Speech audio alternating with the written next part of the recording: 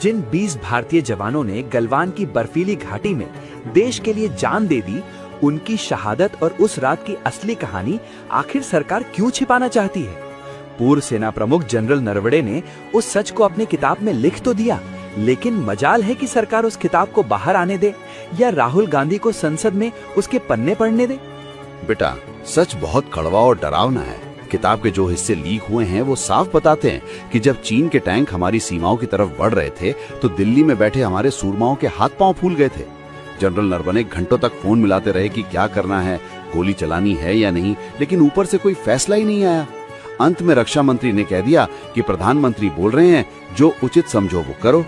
ये तो वही बात हुई कि सिपाही को सरहद पर खड़ा कर दिया और सेनापति खुद जिम्मेदारी छोड़कर बंकर में छिप गया। यही तो सबसे बड़ा डरपोकपन है काका।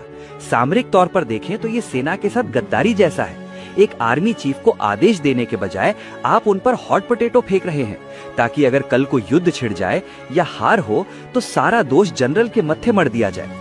जब चीन हमारी जमीन पर कब्जा कर रहा था, तब साहब टीवी पर आकर कह रहे थे कि ना कोई घुसा है ना कोई घुसा हुआ है।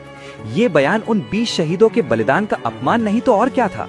हमने अपनी जमीन खोई, अपने पेट्रोलिंग पॉइंट्स खो दिए और आज भी वहां बफर जोन बनाकर चीन को फायदा पहुंचाया जा रहा है। सही कहा अमित, ये 56 इंच का सीना सिर्फ चुनावी रैलियों और कैमरों के सामने दिखता है। जब असली दुश्मन सामने खड़ा था तो ये नेतृत्व की कमी और घबराहट साफ नजर आई। जनरल नरवणे ने हिम्मत दिखाई कि वो सच लिखें, लेकिन ये सरकार अपनी छवि बचाने के लिए देश की सुरक्षा और सेना के इतिहास के साथ खिलवाड़ कर रही है। जो सरकार एक किताब के चंद पन्नों से इतना डर जाए कि संसद ठप कर दे, वो चीन की आंखों में आंखें डालकर क्या खाक लड़ेगी। ये रैलियों के शेर सरहद पर ढेर हो गए।